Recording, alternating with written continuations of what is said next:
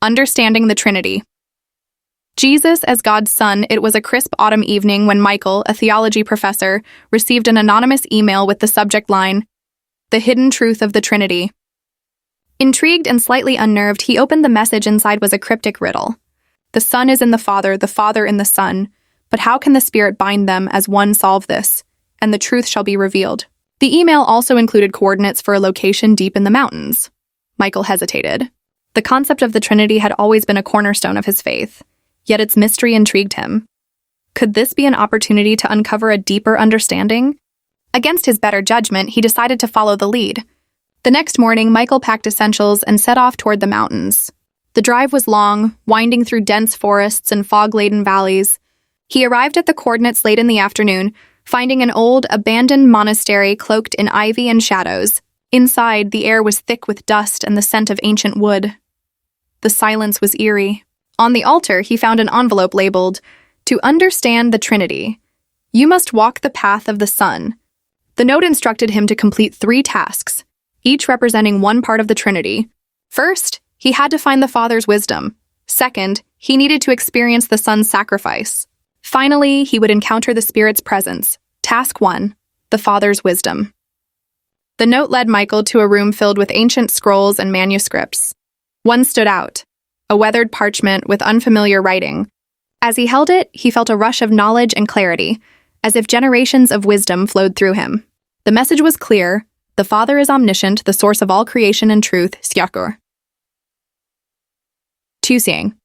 The Son's sacrifice. For the second task, Michael was guided to the monastery's courtyard. A broken bridge led across a deep ravine with jagged rocks below. The note instructed him to cross, mirroring the Son's willingness to lay down his life for humanity. Fear gripped Michael, but he understood the lesson. True sacrifice required trust and surrender. He stepped onto the fragile bridge, heart pounding, and made it across safely, though not without trembling. Task 3, the Spirit's presence. The final task brought Michael to a dark chamber illuminated by a single flame. The air felt electric, alive. As he stood in silence, he began to feel a warmth within, as if a comforting presence enveloped him. This, he realized, was the Spirit, a guide, a comforter, the essence that binds the Father and the Son in perfect unity. The revelation.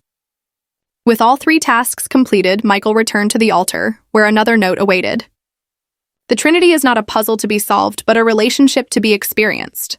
The Father creates, the Son redeems, and the Spirit sustains. Together, they are one, and through them, you are never alone. As Michael read the note, the altar lit up with an unearthly glow. In that moment, he felt a profound connection to the divine, an understanding that went beyond words. The Trinity was no longer an abstract doctrine. It was alive, dynamic, and personal. When Michael left the monastery, the world seemed brighter, more vibrant. He returned to his students not just as a teacher, but as someone transformed. The mystery of the Trinity remained, but its essence now pulsed in his heart. A relationship of love, unity, and purpose. Years later, Michael would recount this experience, not as proof of his faith, but as an invitation. To understand the Trinity, you must walk with it, live it, and let it live in you.